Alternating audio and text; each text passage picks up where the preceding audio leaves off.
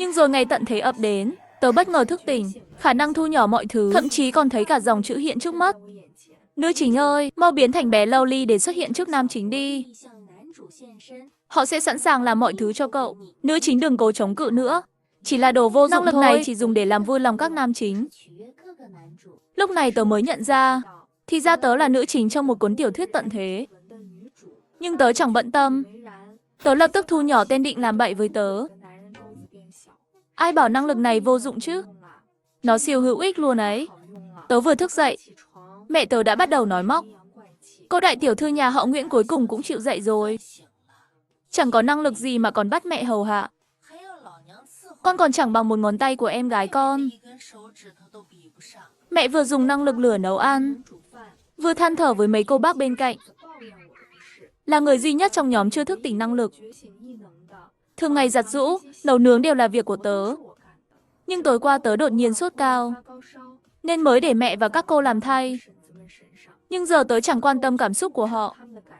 Vì tớ phát hiện trong người mình có luồng khí lạ lùng, như một nhịp đập gì đó. Chẳng lẽ tớ sắp thức tỉnh năng lực? Nhưng chưa kịp vui, giữa không trung hiện lên vài dòng chữ. Nữ chính cuối cùng cũng thức tỉnh năng lực thu nhỏ. Năng lực này của nữ chính yếu xìu luôn, chỉ dùng để thu nhỏ vài chỗ thôi. Làm trò vui cho các đại ca. Mà nhân vật nam đầu tiên của nữ chính sắp xuất hiện rồi nhỉ? Sau này anh ta là thủ lĩnh băng cướp mạnh nhất. Lát nữa sẽ bắt đầu ép buộc nữ chính đấy. Tớ lúc này mới hiểu, thì ra tớ chỉ là nữ chính trong tiểu thuyết tận thế. Ở ngoài cứ điểm, đột nhiên vang lên tiếng bước chân hỗn loạn. Một đám người hung dữ xông vào. Tên cầm đầu có vết sẹo trên mặt, trông rất gầm gừ, chính là nam chính mà dòng chữ nhắc tới. Băng cướp của anh ta toàn người có năng lực cấp 2. Anh ta thì đã đạt cấp 3. Lúc này, bố mẹ và hàng xóm đều bị đám cướp giữ chặt, không nhúc nhích được. Thấy chúng tớ nghèo khổ, đám cướp bắt đầu cười nhạo. Không có đồ dùng thì lấy mạng bù vậy. Chẳng lẽ để bọn tao đi tay không? Có mỹ nhân cũng được. Anh em lâu rồi chưa vui vẻ. Lúc này mẹ tớ như nhớ ra gì đó, chỉ vào tớ hét lên. Con bé tên Nguyễn Nữ, là con gái lớn của tôi, xinh nhất chỗ này đấy. Mà nó chẳng có năng lực gì. Mấy anh muốn làm gì cũng được. Dẫn nó đi đi. Tha cho chúng tôi nhé. Không ngờ lần đầu được mẹ khen. Lại trong tình huống này, bố tớ thở dài một tiếng. Bố không ép con đâu. Nếu con không muốn, bố có bị sao cũng chẳng sao. Em gái thì mừng lắm, vì nó muốn tớ rời đi rồi. Cuối cùng tớ nhìn sang Giang Hà, bạn thân từ nhỏ. Cậu ấy từng nói, dù tớ không có năng lực, cậu ấy vẫn sẽ bảo vệ tớ. Nhưng giờ cậu ấy chỉ lảng mắt đi, như thể những lời đó không phải của cậu ấy. Lúc này dòng chữ lại hiện lên. Thương nữ chính quá. Cô ấy còn định ra tay cứu bố. Nhưng không biết, tất cả là giao dịch giữa bố cô ấy và tên cướp. Bố cô ấy đưa nữ chính cho tên cướp, đổi lấy 30 viên tinh thể Sambi cấp 2. Mọi người khác đều biết chuyện này. Tên cướp tuy là phản diện, nhưng lại thích kiểu bé Lowly. Chỉ cần cậu biến thành Lowly, hắn sẽ cho cậu cả mạng sống. Tớ sốc đến nghẹn thở. Mà tên cướp chẳng nói gì, ra hiệu cho đàn em tới bắt tớ. Nhưng tớ không chịu ngồi yên. Tớ nhìn thẳng vào tên cướp. Chỗ này không có đồ dùng, cũng chẳng có mỹ nhân. Anh muốn thì cứ xử lý họ đi. Nói xong, tớ dồn hết năng lực, thu nhỏ bản thân dưới ánh mắt kinh ngạc của mọi người. Tớ nhanh chóng nhỏ như hạt bụi, bay lơ lửng rời khỏi nhà thờ. Ai bảo năng lực này vô dụng nào? Giờ họ tìm tớ thế nào được? Thấy tớ biến mất, mọi người trong nhóm bắt đầu la hét. Con bé lại thức tỉnh năng lực. Đồ con bất hiếu. Chị ơi, sao chị bỏ bố mẹ lại? Tiểu My, cậu thật sự không cần tớ nữa sao? Còn tên cướp nhìn theo hướng tớ bay đi, nở một nụ cười. Năng lực thu nhỏ hả? Thú vị thật đấy. Vì năng lực của tớ mới chỉ cấp 1, nên bay được nửa tiếng là không khống chế nổi.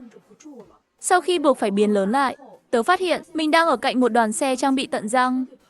Họ bên đường nghiên cứu Sambi. Người dẫn đầu mặc áo trắng dài, trông rất nghiêm túc. Lúc này dòng chữ lại hiện lên.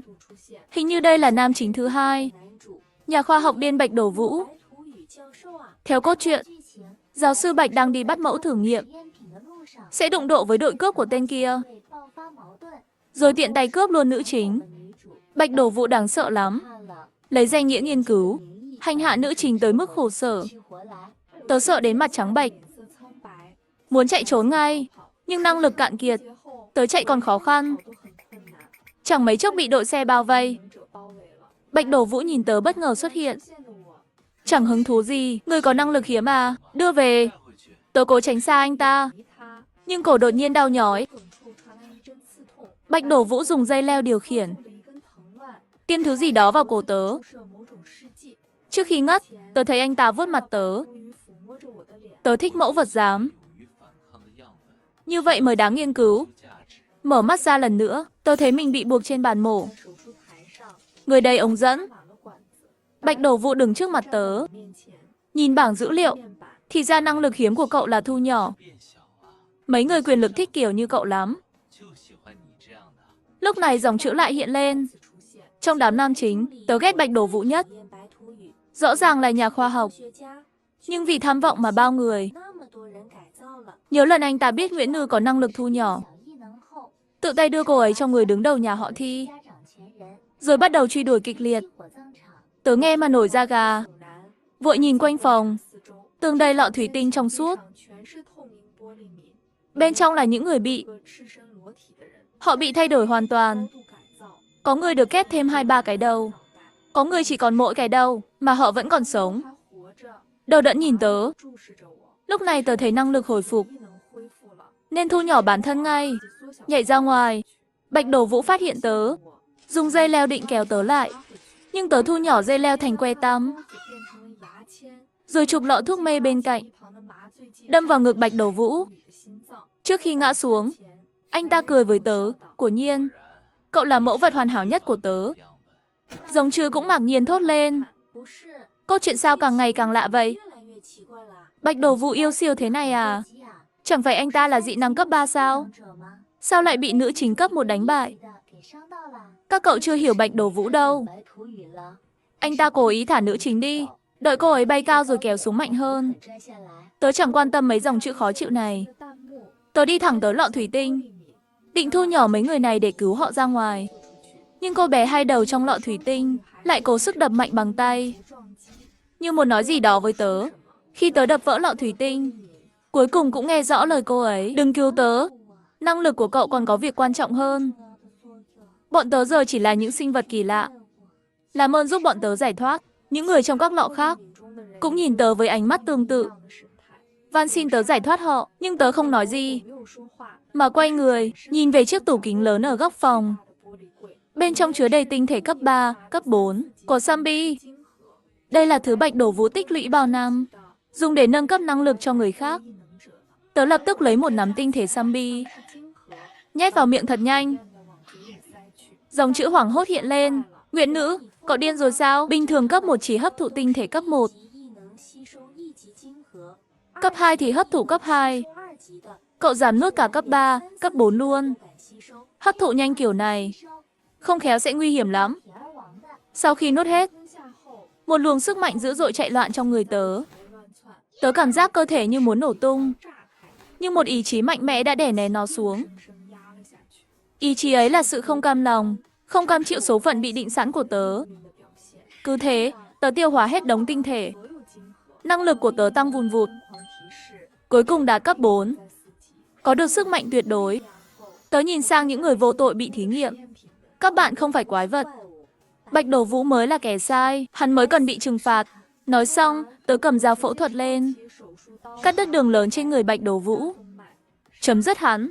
Luồng áp lực cốt truyện trói buộc tớ cũng bắt đầu lỏng ra, làm tớ cảm thấy nhẹ nhõm vô cùng.